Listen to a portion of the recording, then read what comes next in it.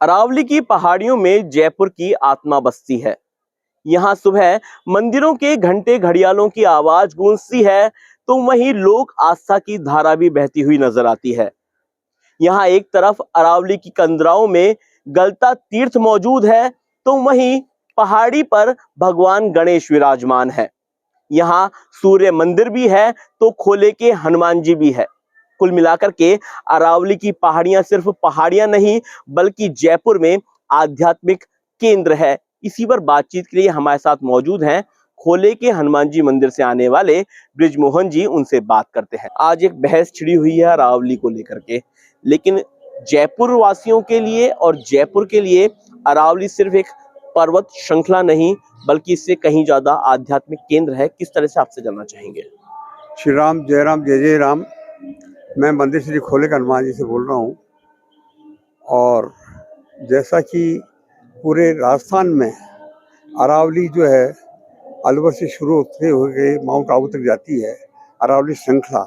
मैं एक तो ये एक अपनी जीवन रेखा भी है, जीवन लाइफ लाइन है ये हमारी अरावली और पर्वत जिसे कहते हैं। इसको पर्वत के रूप में लोग आगे इसको पूजा भी जाते हैं। और जितने भी काफ़ी मंदिर, कम से कम 2-3 दर्जन मंदिर जयपुर में हैं, जो इन अरावली पहाड़ियों पे ही बने हुए हैं। वो मंदिर वो हैं जहाँ जिन्होंने वर्षों पहले, सैकड़ों वर्ष पहले तपस्या की थी संतों ने, उन्होंने मंदिर निर्माण करके, क्योंकि उनको एकांतवास चाहिए था। एकांतवास के चक्कर में वो आते थे पहाड़ों पे या गुफाओं में जाकर के अपने आध्यात्मिक कार्य किया करते थे, आध्यात्मिक संस्कार में लिखना पढ़ना करते थे। इसलिए ये अरावली पर्वत आज भी जयपुर के अंदर, कम से कम जयपुर में भी दर्जनों मंदिर ऐसे इस पर टिके हुए हैं। माउंट आबू में भी गुरु शिखर है, बहुत बड़ा मंदिर है। मोती डूंगरी गणेश जी हैं, गलता है, घाट के बालाजी हैं जयपुर में। तो काफ़ी मंदिर हैं। ये अपनी जयपुर के लोगों के लिए एक लाइफ लाइन है, क्योंकि इसके ऊपर प्रदूषण फॉरेस्ट बसा हुआ है। आपने देखा दिल्ली एनसीआर के अंदर सारे पहाड़ तोड़ करके पर्यावरण खत्म कर दिया, हरियाली खत्म कर दी, तो आज वहाँ कितना दूषित हो गया है। तो अगर इस अरावली पर्वत के साथ छेड़छाड़ की जाएगी तो एक दिन दिल्ली की वाली स्थिति हमारे जयपुर शहर में भी जाएगी। और अरावली पर्वतों पे आए दिन अतिक्रमण हो रहा है। आप नारगढ़ के किले पे चले जाइएगा, बढ़ते बढ़ते लोग आज किले के पास तक पहुंच गए हैं।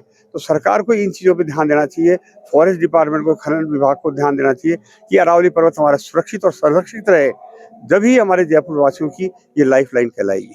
आखिर किस तरह से अरावली सुरक्षित और संरक्षित रखा जाए, इसी पर बातचीत के लिए हमारे साथ कुछ पर्यावरणविद भी जुड़ेंगे। साथ ही जयपुर को जानने वाले पुराने लोगों से भी हम बात करेंगे कि अरावली हमारे लिए न सिर्फ एक पहाड़ और पत्थर है, बल्कि हमारी जो सजीव संस्कृति है, परंपरा है, और जो सजीवन का अस्तित्व है।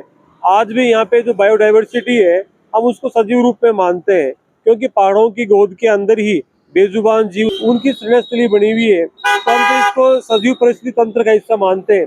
दूसरी ओर आपने बात जयपुर की है, तो पूरे ढूंढाड़ के जो पहाड़ है, अरावली जहाँ से निकल रहा है, इस अरावली की कंदराओं के अंदर प्राचीन जो बड़े बड़े ऋषि मुनि संत महात्मा थे, उन्होंने आकर के तपस्या की। जगजीवन बाबा ने तपस्या की, कृष्णदास पयोरी बाबा ने तपस्या की, चाहे गालव ऋषि ने तपस्या की हो, उनकी तपस्या स्थिर रही है। चाहे नारगढ़ में नार सिंह बाबा रहे हो, इन पहाड़ों की कंदराओं के अंदर बैठ करके तपस्या की, और उनकी जो गुफाएं बनी हुई है, जिनसे हमारी धार्मिक आस्थाएं जुड़ी हुई है। तो आप ये देखिए, हमारे लिए तो संस्कृति का एक बहुत बड़ा वाहक है, हिस्सा है। तमाम नेता इतना ही करें कि उनके जो खुद के अवैध क्रेशर और ये जो माइनिंग के प्लांट लगे हुए हैं, उनको कुछ कम कर दें, अरावली से दूर निकल जाए, तो मैं समझता हूँ कि बहुत बड़ी राहत होगी राजस्थान के लिए। जयपुर के चारों तरफ अरावली की पहाड़ियाँ हैं, इन्हीं पे हमारे पूज्य देवता विराजमान हैं, और इन्हीं के संरक्षण के अंदर जयपुर शहर बढ़ रहा है। और जयपुर शहर की आन शान यही है। आमागढ़ की पहाड़ियाँ, आगरा रोड के ऊपर जो पहाड़ियाँ हैं, रोज तोड़ रहे हैं, रोज इनको छील रहे हैं।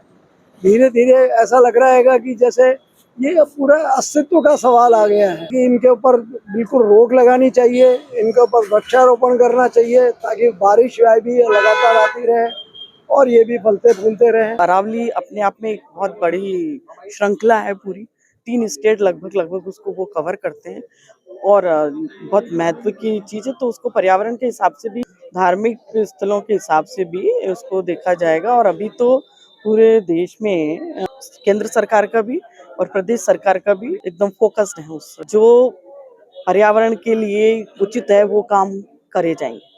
अरावली की पहाड़ियों पर आध्यात्मिक धरोहरें आज भी जीवित हैं, लेकिन कहीं ना कहीं अवैध खनन और अतिक्रमण से इन पवित्र पहाड़ियों पर संकट के बादल गहराने लगे हैं। जयपुर से सहयोगी उमेश के साथ अंकुर जाखड़, ईटीवी भारत।